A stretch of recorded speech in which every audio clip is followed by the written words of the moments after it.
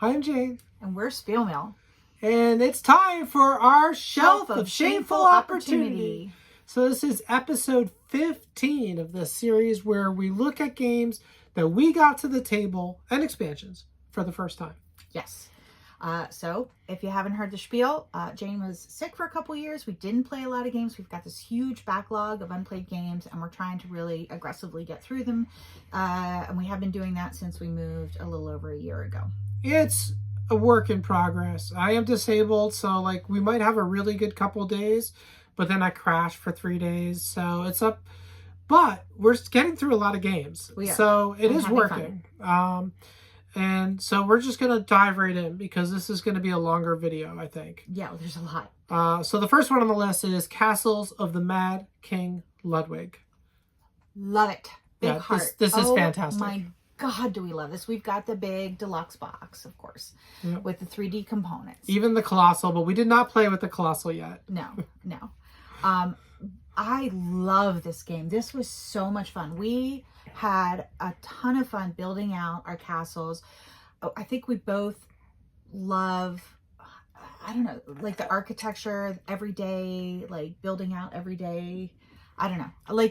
We like building out tiles, laying out tiles. Yeah. It's very tactile. It is. We like the imagination of how you build out your castle. Right. The imagination of the everyday, I think. Not that a castle's every day, but like building a house. I've got 3.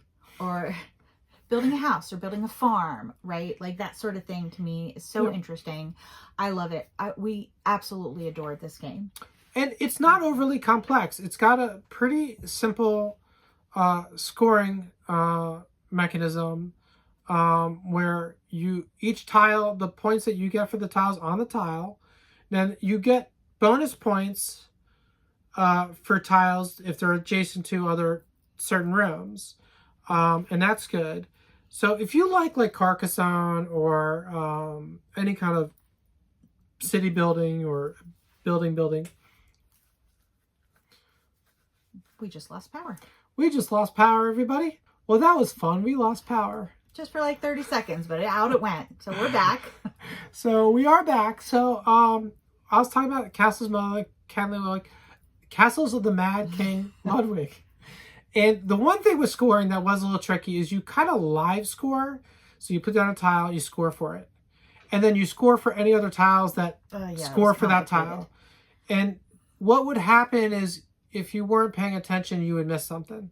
And then you try to correct for it. And so that gave me an advantage because she was more likely to miss that kind of thing. I'm like, whatever. I'm just putting down the room. I got the game room. This is so cool. Scoring? What? And we did play with several of the expansions. Well, first off, the deluxe-ness of this was amazing. Mm-hmm. Yeah. The scoreboards took up half the table. It was so beautiful. It's so beautiful. It had these. There's a tower expansion that has these large 3-dimensional buildings, tower that you can add to your castle. There's a mode expansion. You can build moats around it. We didn't love the mode expansion because it also restricts you a lot. One thing I will say is that one of the scoring mechanisms are these bonus cards, and they can be super valuable at the end of the game. Yep. But they were also really random. Yeah, when they you were only random. Play with 2 players, it's very limited what's going to come out. Like the way the deck is built, it's just a random. So you draw a card, and that tells you what building you're going to put out. You're just supposed to randomly pick 22. And we actually changed that where we did 1 of each building. So at least 1 of each building came out. Because you could have something that says you're going to score the 500 buildings and there's not a single 500 building in the game. Or there's only like 1 or something. Yeah. So, I mean, it really, that was a little bit of a limitation playing with 2. And we fixed it. I mean, we house rule things all the time because we love the game so much. But I would say that with 2 people, that could be a challenge. Another thing I really liked in this was when you quote-unquote completed a room by surrounding all the entrances with other entrances from other rooms, you got like a bonus, and I like that. So there was like a bit of a cascading scoring and a cascading bonuses that you could get, and that could sort of add to your game and add to your strategy. So it was a simple game that had good decision space, I think. Yeah, and the history of actual King Ludwig is very interesting. So. Yes. So I really definitely the deluxe components were gorgeous. The expansions were good. Although, like, we didn't love the Mo one just because it was restrictive. But the other ones, was it the flower one that you... Anyway, you put little tiles on a swan one. Swans. Oh yeah. That was a good one. You were set collecting swans, and that was pretty cool. And I think this will be in my top 100 when we redo it. yeah, I think so too. I think it's definitely up there. I really enjoyed. We're doing our top 100 now, which we made our list before we played this, so we'll see it. But we're just saying that it would probably make it. So yep. All right. Next up on the list, we gonna talk Last Lighthouse. Yeah. All right, Last Lighthouse is a solo game from Button Shy and Scott Holmes. And you've played it more than I have. I've only played it once, but I really enjoyed it. I thought it was super clever. I cannot believe the amount of game that designers can get into 18 cards. Yep. I've said this many times. I'll say it again. What an amazing feat it is. My only complaint about this game, and this is more of a me problem, is that when I took my turns, I had a really hard time. Each card has a 4 placed or 4 defeated action that triggers when you place the card in the central row or when it's defeated by an enemy. And I had a hard time remembering to trigger those abilities. And I'm not sure, that's not a design issue so much as a Jane issue, but I did have trouble with that. So if that is something you're going to have trouble remembering, just keep that in mind. But I really enjoyed this as well. Yeah, it's a little battler. You've got a lighthouse and you've got monsters that are attacking it, and then you've got traps. And the bottom of the card is a trap, the top is the monster. So depending on which way you orient them is what it is. Nightmares. Yeah, but nightmares. Yeah. I thought that the when played or when destroyed abilities were really interesting. To me, that's kind of where the fun in the game lies, because you have to think about okay, well, which one am I going to put down?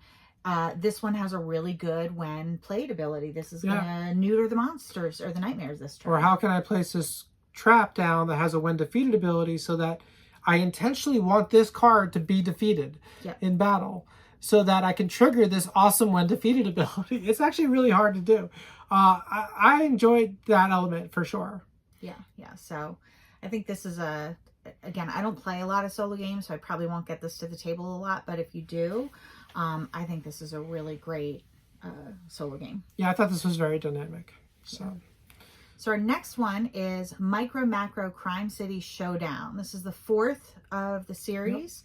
And it's pretty much the same as the others. It's Micromacro. It's fun. It's violent.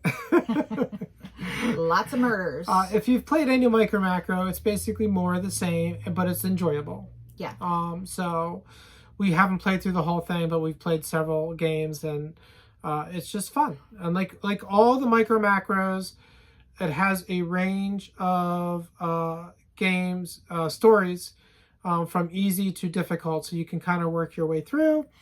So you could start with this one. You don't need to start with another one. Right. But it's just got a big map, and you're looking through the map, trying to solve the clues to find the answers to the mysteries. Yeah, there's no lead-in, there's no rule reading. You could just buy this, open the box, and play. Yep. And we've really enjoyed this series. So excited to have the 4th one finally. Absolutely. So this is a good one. I don't want to spend too much time talking about it because it is something that we've basically played before, because it is the same as the others.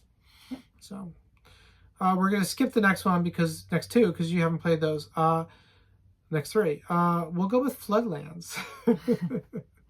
Yeah. Floodlands is a print and play roll and write game, and this is a really good one. It's a little long, but it's really good. It's one of those like cartographers-esque where you're drawing sort of terrain or buildings onto a map, and then you'll draw a tavern, and if the tavern is next to a miner and a logger,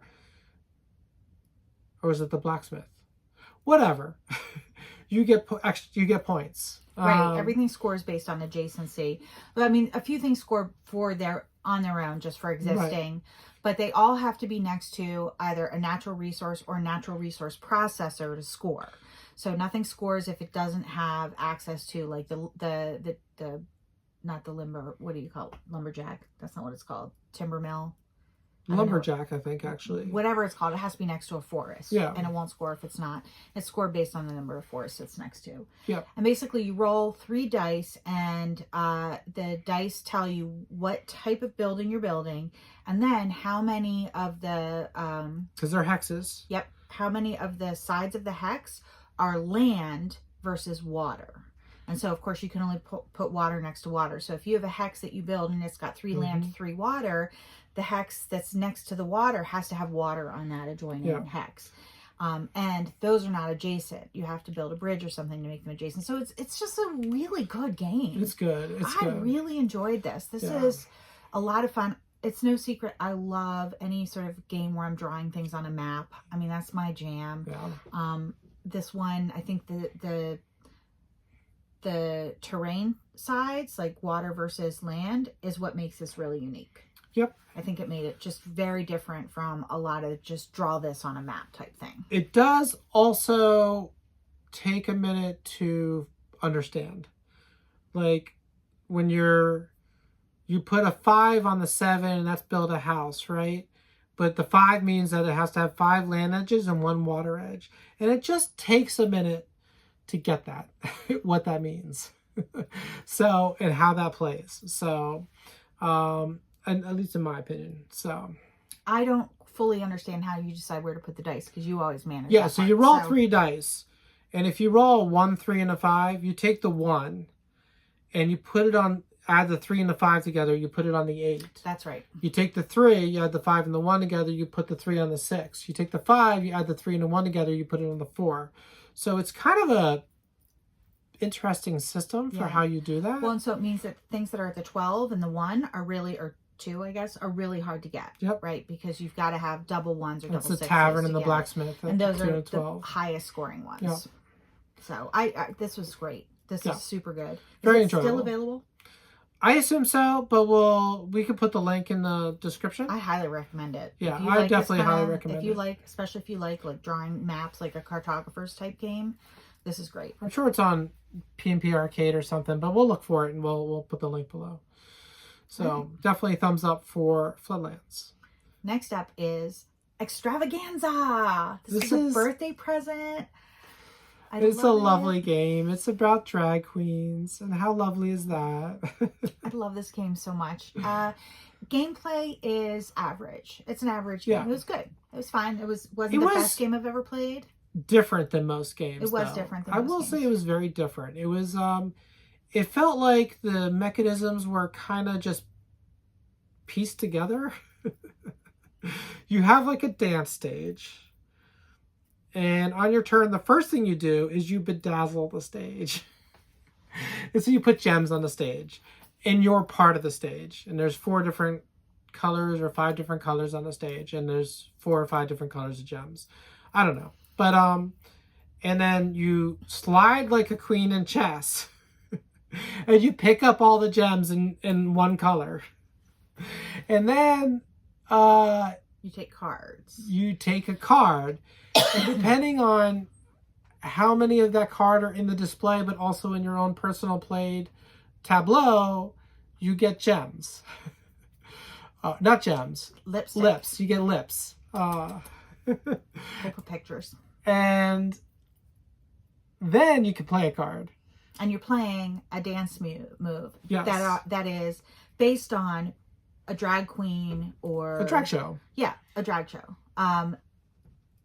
I love this game so much. Thematically fantastic. Oh my god, it is. It was fun to play, especially once we added in, I think, the expansion where we played the more complicated version. The base game was super simple. Yep. We got added in like the judges and like they wanted particular combinations. It's just like modules. Yeah. It got even better. So, you know, playing one game, the base game, was a nice way to learn it. So I just love. First of all, we had a lot of fun with it. The gameplay was satisfying. It wasn't Terraforming Mars, but it also wasn't a bad game. It was good. We enjoyed it. Yeah, it was enjoyable. But second of all, the theme is so unique, and especially right now in this moment of the world, getting to play this game just felt like an act of revolutionary joy. And I loved it. And I love this game. All right. So excited. Yeah, we both like this a lot, actually. And but it's not the best game ever either. I mean, it's fun, though. It's very fun. I think if you want to see, when I was learning how to play, I looked for like a how to play video. And Kavre has it. Kavre did it. And they enjoyed it too. So, yeah. All right. Next up, we played, now we've already played this before, but we played the expansions for Spirit Island. We played the Branch and Claw and Jagged Earth, and these add a bunch of things, a bunch of tokens that do different things, and I don't think we need to get into a lot of that. Just to say that it made a complex game even more complex and more fun. I really loved the fact that there are now elements that the characters are. Well, I mean, I guess there were always elements, yeah, but always now elements. there's even more elements, and they're taking more advantage of them. They really lean into that, and I love the strategy is manyfold. Yeah, it just reminds me a little bit of Gloomhaven, where you release these esters into the air. I think this is amplifying that part of the game. Yep. Plus, then there's these other spirit extras, so it got more complicated. But to be honest, we won all of our first set of games. We only lost one game. Yeah. We played like 7 probably or something, but we only lost one. Yeah.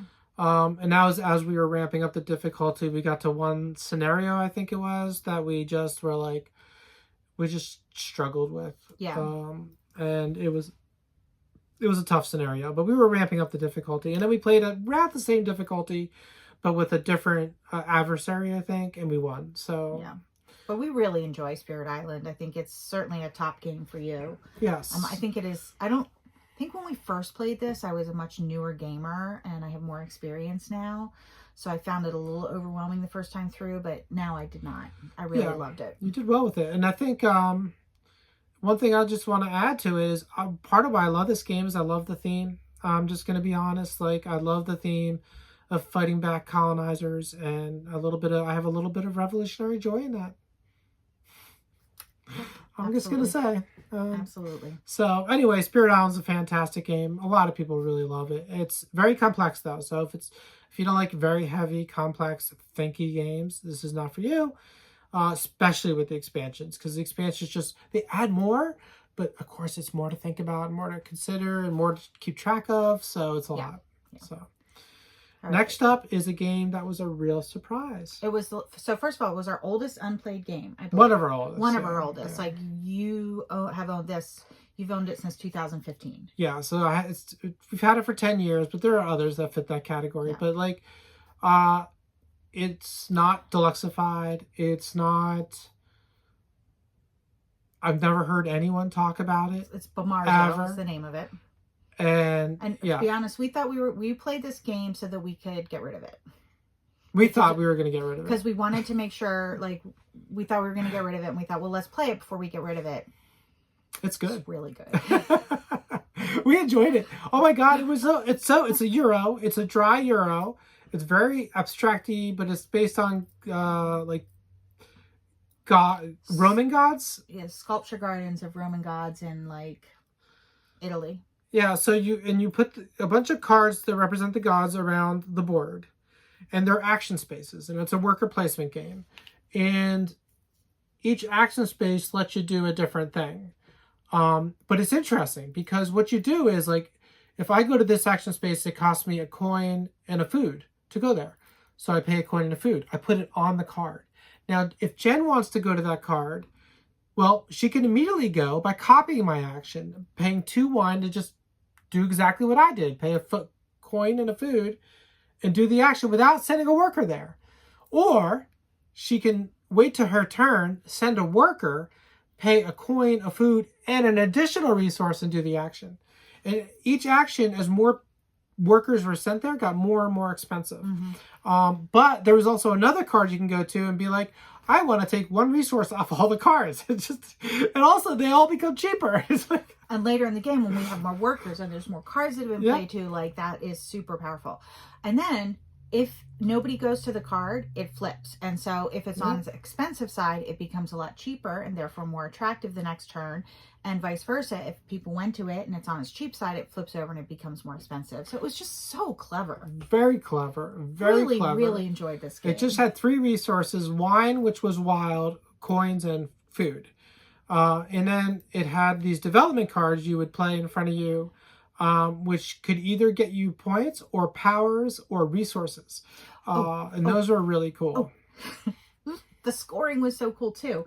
The way it scored is that during the game, you would slip cards. All of the cards, the development cards, would have a number on them, right? And the number was meaningless during the game. But if you slipped it under, it would... Under a god card. Under a god card, right? It would count towards the power of that god at the end of the game. And the god with the most highest number under there, numbers, would move like down and would be the top scorer, right? And then it would push others out of the way. And so at the last card didn't score anything, and they all had different scoring conditions on them. And so sort of towards the end of the game, when you saw where you were strong and I saw where Jane was weak, I'd want to slip cards under the You were better at that than I was.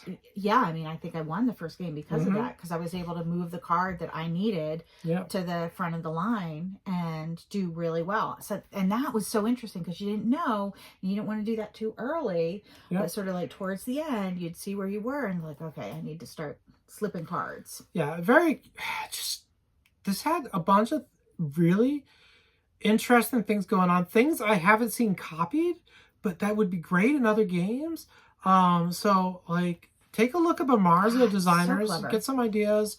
Also, it's hard to get. I did see there was 1 copy on Amazon available.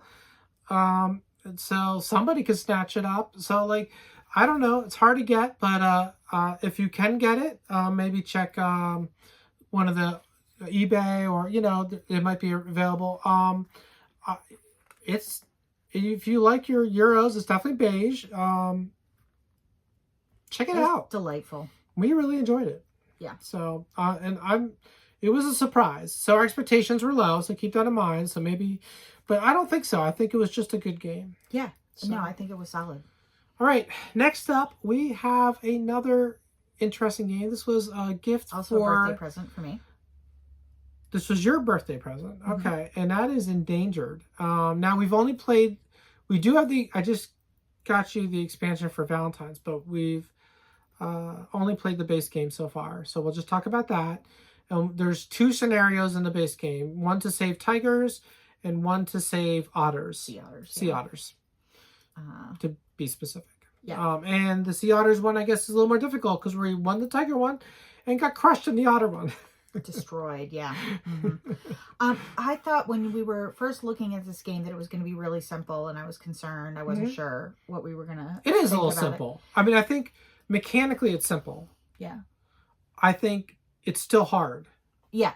Or it's challenging enough to be fun. Yeah, it's challenging enough to be fun. I really enjoyed the theme, and one of the things I loved about it is there are 2 things. First of all, on your turn, if you take the action to play a card, like you can play a card and that card becomes an action space, right? So your action spaces, there's 4 or 5 on the board, and then the rest of them change depending on which characters you're playing, which ones are in the game, what order they come out in, what you put out. So that's really interesting. The second thing is the dice are your action selection mechanism.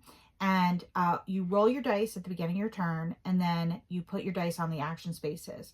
If Jane wants to follow after I put my dice down, she can do so, but only if her dice are worth at least 2 more than me. So if I roll 5s and 6s, that's a terrible roll. Like wherever I put them, no one's going to be able to play after me. So that was a really interesting sort of dynamic puzzle, because then in the next round you would choose who would go first, and sometimes you'd be like, get your 6s off the board. You go first. Just go. Get rid of them. Yeah. I need to go there. You're blocking me. There's no way I can get that. So that was interesting, though, because you could do that. You might decide, especially if you're going second, like, I know this is a 6, so I'm going to block this, but if I go first next round, it's no big deal, so I'm going to put it there anyway. Yeah. So you could do things like that. It definitely has like a pandemic thing where at the end you draw a card and it escalates, and you know, and you roll a die and it escalates. And it escalates. Oh man, those otters. Oof. Ugh, they got beat up by the pollution. They did. But yeah, so and there's like a couple ways to lose the game, and we lost the game because we went to draw another pollution tile and they were all on the board already. Yeah. So well, and that's the different characters have different powers, and so I forget what I was playing in that round, but it did not have the philanthropist. The philanthropist was mostly about like money, and there was no extra like remove pollution from the board, whereas some of the other characters you can be more aggressive about removing pollution. So I think you'd want to balance the two characters that you're playing with, and make sure that you have one that can do something like that, and maybe one that has dice manipulation. Yep. Yeah, so it was really good. I really enjoyed it. Simple mechanically, but a lot of game there, a lot of interesting decision space. I think we're really going to have some fun with that one. And we just picked up the expansion that adds 6 new animals scenarios that you can save. So lots of gameplay. And we love this as an environmentalist myself. I just love the theme. So yeah, I love it. I love it too. So next up, we are going to once again talk about a game we talked about in our last Shelf of Shameful opportunity because we have more expansions, and that is the Quiltable paper quilts. And this time we introduced 2 new expansions that we played. One is, let's do this in reverse order. The planning expansion. I forget the full name of it. I didn't write it down. But there is a planning expansion that goes with the base game. And my thought was that it made it too easy to do what you wanted to do. Yeah, it did. It was fine. It just gave you more options of what to do with the dice and to do actions. But it gave you so many options, and +1s and -1s and +2s. Yeah, it sort of accelerated it a little too fast. Yeah. It was a little too easy. I think the base game is I think it's better on its own. It's better, yeah. So which is a shame because I really like the idea of adding a little complexity to the base game, and just like I like the idea of souping it up. I don't know that this did it in a way that I really like. It's not terrible. Like, you could play with it and it's fine, but I think we'd just play without. Yeah, we'd probably play without.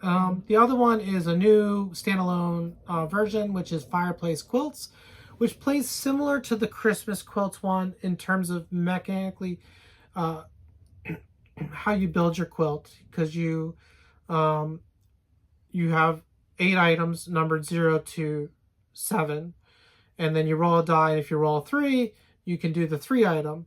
But there's also, you can circle these things called lost stories on your sheet to make it to change the number, and you lose points at the end of the game for your lost stories. And then but you gain more points obviously depending on whatever. What was different about this, but there was a limited amount of times that you could do the 3. So then if it filled up, then you would automatically bounce to the 2 and the 4. And then you could automatically bounce to the 0 and the 8. It's just like, it just was cascaded. I don't know if that explained it well, but hopefully I don't know. But, so what was interesting about this one, I thought, was the scoring mechanism where when you put it used the same, weirdly, it used the same art as the Christmas one. So when you put the candy cane on your quilt, for example, the first time when you just put the candy cane, you filled in a circle for the candy cane. You checked the box, right? When you put in let's say you put in a mitten next to the candy cane, you would check off both the mitten and the candy cane. And so the more bubbles that you filled in, right, the more points you scored for that element. So it favored you to put in a lot of the same thing, sort of like specialize. And so we were really trying to make sure that we didn't get blocked out of one of the scoring conditions that was going to score a lot. Exactly. Because they scored a lot. But again, you could get blocked out. You could hit the total number, I think it was 8 of candy canes that you could draw. And if they were high scorers and you didn't get any, you were out of luck. So it was interesting. It was interesting to have that 2-player dynamic on a roll and write. You don't always have that. Yeah, I think it was good. I think it was really fun, and it was simple. It was not overly complex. I thought easy to learn. Yep. So, I like the system of selection where you can choose the 3, and then you get to do that 8 times. But once it's been done 8 times by both players, then if you roll a 3, you have to choose the 2 or the 4. I kind of like that system. Yeah, and then yeah, you have that's a neat. 0 and the 8 in the end. So. That's super neat. I thought that combined with like the scoring rubric was really an interesting combination. That one made that one a lot of fun. I agree. Even with the Christmas art. The next one, the first time I tried to learn it, I kind of failed. And this is Cold Case, a move and write escape room experience. And this is actually a really good game. It is. It is a print and play game that we backed on Kickstarter. Now, I think it bills itself as a move and write escape room experience. It's not really an escape room experience, but it's a roll and write game about an escape room. Yeah. And it's a clever roll and write game. You have a central sheet, and it's like a rondelle, but it's you move your pawns on the rondelle. But if she's on the space, if her pawn's on the space next to me, I can move through her to the space after, and then I get to do that action twice rather than once if I just move there without going through her. And then there are 4 pawns in a 2-player game. We each had 2 pawns, so you could go through all 3 pawns and do an action 4 times was the most you could do. Yeah. And it had 4 escape room puzzles that you were doing roll and write kind of things on. Like fill in the bubbles, check and then mark, whatever. You had to go to a certain spot on the action rondelle to transfer what you've unlocked to the central sheet and get points. Right, and it's that central sheet. Most of the scoring was on the central sheet. Most of it, yeah. So, you might have, you might be creating shapes in one of the boxes on the bottom, and then when you transfer over, you'd fill in those shapes on one of 4 squares, and then you'd want to have the majority basically in that area. Yep. And so you'd score for the majority. And so you were trying to get at least on the board in all of the 4 areas of that scoring sheet, so that you didn't get like locked out of anything, and then get the majority somewhere. And there were points, of course, like if you filled an entire row or something on the main sheet, you would get points for that. So really, really interesting. Again, like, gosh, game designers are so clever. They are. You're such a clever group. I love that the mechanism where if you jump over people, that magnifies your turn. And so there were times where what I really wanted to do was land on the fingerprint, but I would only get 1 fingerprint, whereas if I went the other way and went to the revolver, I'd get 4. And so I'd go to the revolver because that was what made the most sense. And you had some control because there was a central resource, or a resource that we each had called lenses, and they were like magnifying glasses, and you could spend the magnifying glasses to hop an empty space to move further on the track. So if I really if she wasn't next to me at all, I could spend 1 lens to go further, then go through her, and then land somewhere. And then you had a lot of control over how you did that. You could also spend lenses to get wild clues, which is how you marked off things on your sheet. And you could spend lenses to move time back, because there was a time track, and that triggered the end of the game. So if you wanted the game to be a little longer for you while you're doing what you're doing, which I did, you could spend like 5 of them and get a little more time. I still lost. Really fun. We both did it. So yeah, it was fun. I think I enjoyed this a lot. The one thing I'll say is the rules. I do all the rules learning, and the rules are precise. Once you understand how to play the game, they totally make sense. It was a little bit hard to learn to play the game. I don't know what it was exactly, but it's not that they weren't clear. It's that knowing how to play, they were clear, but not knowing how to play, they weren't. I don't know how to explain that. No, I know that makes a lot of sense. So I went on BGG and saw other comments where people struggle with the rules. So it's not just me. But I will tell you, if you do get this print and play game, which I think you can go buy and download, it is a table game in the sense that because you have central stuff you share and stuff. I would say feel free to contact me. But I think what would have made the rule book work better would have been examples, more examples of what the different things meant, because that's where I struggled. I just really struggled with it. Yeah. So that's a good one. Cold Case, a move and write escape room experience. Yep. Two more. All right, you do the next one. Start the next one. I'll start the last one. The next game we have on the list is a Nice Cuppa. This is from Scott Holmes and Button Shy Games again. And I really liked this one. There was no issues with me maintaining the game. You basically had a line of 7 T cards. They were double-sided. And then you had a line of what were called worry cards that you put underneath. And there were more worry cards than there are T cards. So you would have some that wouldn't be in every game. So there's some, each game will feel a little bit different. And then you would turn over a worry card, and it would tell you you could do something like find a group of 3 cards together, take the left card, move it to the left end of the cards, take the right card, move it to the right end of the cards. And what you were trying to do is the T cards were numbered 1 to 7, and you wanted them in that order. So you wanted them 1, 2, 3, 4, 5, 6, 7. So you're trying to do that, but it's telling you to do these things that are sometimes not very helpful for what you're trying to do. And then you could switch an order on one of them, and then you would flip over any T cards that were above worry cards.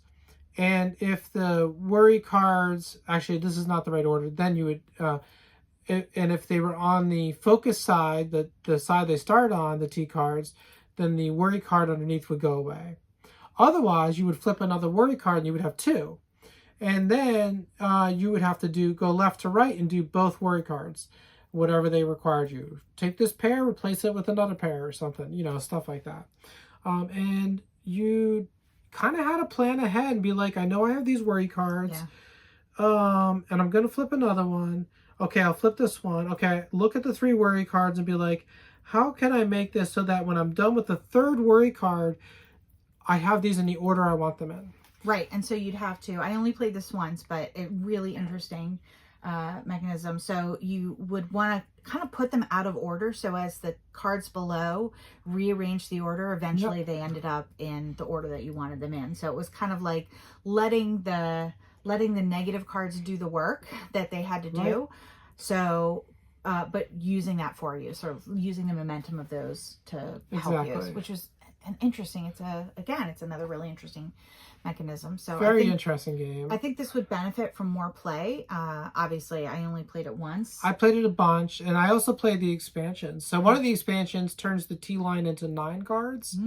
So it's just like a little bit more longer and more challenging game.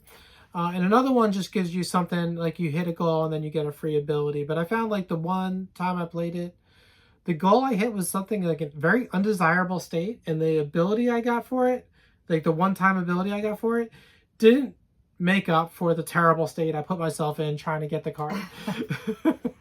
So I don't know about that, but I'll have to play it more. But I think on the whole, this is a winner. I think I like it a lot. And again, cute theme. Love a theme. Yeah, it's a tea drinking theme, so high season teen games. But yeah, I think it's a very nice theme. So that's a Nice Cuppa from Button Shy Games. And one more. Final game was a birthday present. Again, we're just getting to my birthday presents to the table now. But this was the holiday hijinks. So Jane got me the full year's worth of holiday hijinks. Yep. So we have all the holidays, and we did Cupid. Cupid Crisis, I think it's called. Yeah, Cupid Crisis. We didn't write down the full name. So these are 18 cards, escape room. Again, super interesting how they do these, the puzzles, play off each other. It's app assisted. So you'll start with the first card and it will tell you to pull up the website and then which card to get next. And that card will have a puzzle, or might be a couple cards, and that'll have a puzzle on it. Right. And once you get the answer to that one, you put it in on the website and that'll tell you the next cards to get. Yeah, and these are, I would say, we've talked a lot about Post Curious, who makes really complicated puzzle games, and Deadbolt Mystery Society, who makes more beginner level, and are easier to play puzzle games. And this is more towards the easier end. For us, we do a lot of these. It wasn't that hard, but it's not super easy either. So maybe a tick to the right, but like. They play in usually about an hour or so, hour and a half, and this was fun. They're delightful. I mean, it's holiday themed. We played it on Valentine's Day. It's a lovely one-off game for holiday. You know, we love that. We love to play a game that's themed to the holiday.